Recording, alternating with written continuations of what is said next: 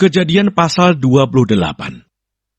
Kemudian Ishak memanggil Yakub, lalu memberkati dia serta memesankan kepadanya. Katanya, "Janganlah mengambil istri dari perempuan Kanaan.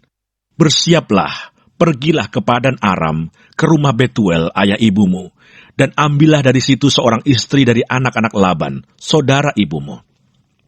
Moga-moga Allah yang Maha Kuasa memberkati engkau, membuat engkau beranak cucu, dan membuat engkau menjadi banyak, sehingga engkau menjadi sekumpulan bangsa-bangsa. Moga-moga ia memberikan kepadamu berkat yang untuk Abraham, kepadamu serta kepada keturunanmu, sehingga engkau memiliki negeri ini yang kau diami sebagai orang asing, yang telah diberikan Allah kepada Abraham." Demikianlah Ishak melepas Yakub, lalu berangkatlah Yakub ke Padan Aram, kepada Laban anak Betuel orang Aram itu, saudara Ribka, ibu Yakub dan Esau.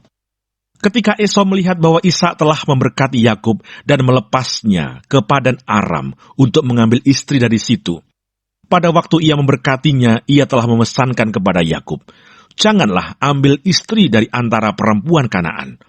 Dan bahwa Yakub mendengarkan perkataan ayah dan ibunya dan pergi ke Padan Aram. Maka Esau pun menyadari bahwa perempuan Kanaan itu tidak disukai oleh Ishak ayahnya. Sebab itu ia pergi kepada Ismael dan mengambil Mahalat menjadi istrinya, di samping kedua istrinya yang telah ada. Mahalat adalah anak Ismael, anak Abraham, adik Nebayot. Mimpi Yakub di Betel. Maka Yakub berangkat dari Berseba dan pergi ke Haran. Ia sampai di suatu tempat dan bermalam di situ, karena matahari telah terbenam. Ia mengambil sebuah batu yang terletak di tempat itu dan dipakainya sebagai alas kepala, lalu membaringkan dirinya di tempat itu. Maka bermimpilah ia, di bumi ada didirikan sebuah tangga yang ujungnya sampai di langit, dan tampaklah malaikat-malaikat Allah turun naik di tangga itu. Berdirilah Tuhan di sampingnya dan berfirman, "Akulah Tuhan Allah Abraham, nenekmu, dan Allah Ishak.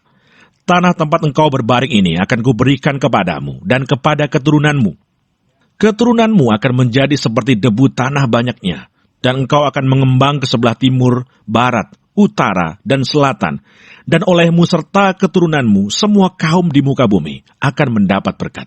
Sesungguhnya aku menyertai engkau, dan aku akan melindungi engkau kemanapun engkau pergi, dan aku akan membawa engkau kembali ke negeri ini, sebab aku tidak akan meninggalkan engkau, melainkan tetap melakukan apa yang kujanjikan kepadamu." Ketika Yakub bangun dari tidurnya, berkatalah ia, "Sesungguhnya Tuhan ada di tempat ini, dan aku tidak mengetahuinya." Ia takut dan berkata, "Alangkah dahsyatnya tempat ini. Ini tidak lain dari rumah Allah, ini pintu gerbang surga." Keesokan harinya, pagi-pagi Yakub mengambil batu yang dipakainya sebagai alas kepala, dan mendirikan itu menjadi tugu, dan menuang minyak ke atasnya. Ia menamai tempat itu Betel. Dahulu nama kota itu Luz. Lalu bernasarlah Yakub, "Jika Allah akan menyertai dan akan melindungi aku di jalan yang kutempuh ini, memberikan kepadaku roti untuk dimakan dan pakaian untuk dipakai, sehingga aku selamat kembali ke rumah ayahku, maka Tuhan akan menjadi Allahku. Dan batu yang kudirikan sebagai tugu ini akan menjadi rumah Allah. Dari segala sesuatu yang engkau berikan kepadaku, akan selalu kupersembahkan 1/10 kepadamu."